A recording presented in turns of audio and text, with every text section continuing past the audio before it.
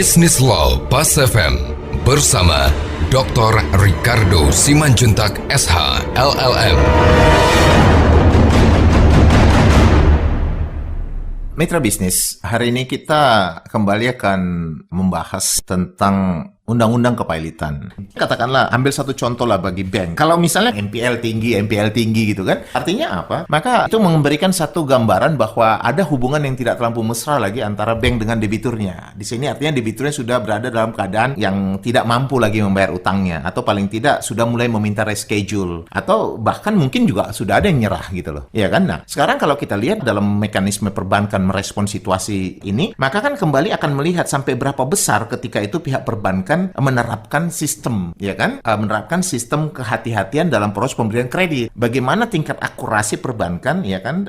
Menyiapkan backup untuk uang yang telah diberikan kepada debitur sehubungan dengan memastikan jaminan kebendaan atau jaminan perorangan yang digunakan sebagai backup sudah mencukupi dan berada pada nilai yang memang dapat dipastikan. Gitu. Nah, kalau kita lihat kan ini kan menjadi satu hal yang juga tidak mudah untuk menjawabnya. Kenapa? Karena kan kalau kita lihat mekanisme atau prinsip itu kehati-hatian atau prudentiality dari satu bank dalam proses untuk melakukan pemeriksaan seorang debitur, apakah dia layak bankable atau tidak gitu, maka bank kan dia kan menggunakan ada 5C ya, 5C. 4C pertama kita kategorikan misalnya lebih pada business judgment rules, yang kelima juga masih di backup dengan kolateral. Jadi dia harus lihat misalnya di perhitungan tentang capitalnya, condition of economy-nya, karakternya gitu ya, juga misalnya capacity-nya gitu kan. Jadi walaupun 4 tadi telah terpenuhi kan tetap aja dia akan di backup dengan kolateral sekitar 125% lah dari totalitas pinjaman yang diberikan gitu. Nah, ketika kita masuk pada kolateral, lihat lagi jaminannya, ya kan, jaminan apakah hak tanggungan, apakah dalam bentuk gadai, apakah dalam bentuk jaminan fidusia. Fidusia yang kita lihat lagi apakah fidusia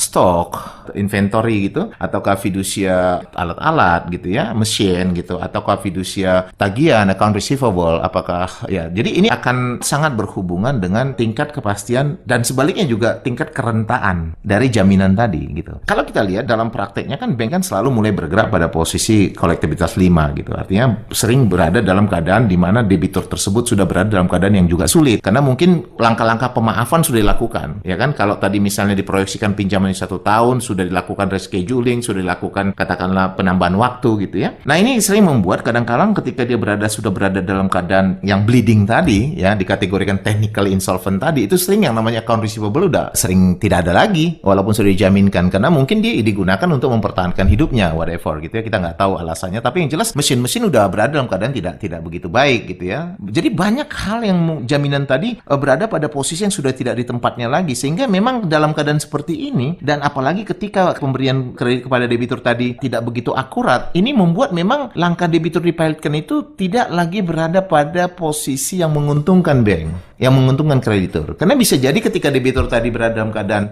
kepilot, maka bank sudah berada dalam keadaan kekuatan debt collection yang sudah kecil. Karena sudah banyak yang habis misalnya gitu. Nah, itu membuat status dari pilotnya dia itu tidak lagi menguntungkan. Sehingga dalam banyak hal mungkin akan lebih dilihat untuk memberikan kesempatan bagi dia untuk bagaimana supaya direstrukturisasi. Nah, tapi sebaliknya kalau misalnya bank memegang jaminan yang cukup kuat, kemungkinan bank bisa lebih agresif untuk melakukan langkah mengajukan kepilotan karena jaminan kebendaan tadi akan menjadi alat yang secara eksklusif bisa digunakan untuk membayar kewajibannya. Lepas dari kita ada juga hak-hak yang lebih istimewa seperti pajak dan juga buruh gitu ya. Itu keadaannya, sehingga tidak selalu kepilotan itu menjadi alat yang menguntungkan kreditur. Tapi juga dalam konteks exit from financial distress itu juga bisa menjadi alat mainnya, alat pegangan debitur ya. Kenapa? Karena kalau kita lihat ada satu media di Eropa, media sangat terkenal, dikatakan ada satu judul yang cukup menarik itu, Kill the Airlines in order to save them. Nah, ini adalah waktu itu ketika itu berita ada low cost carrier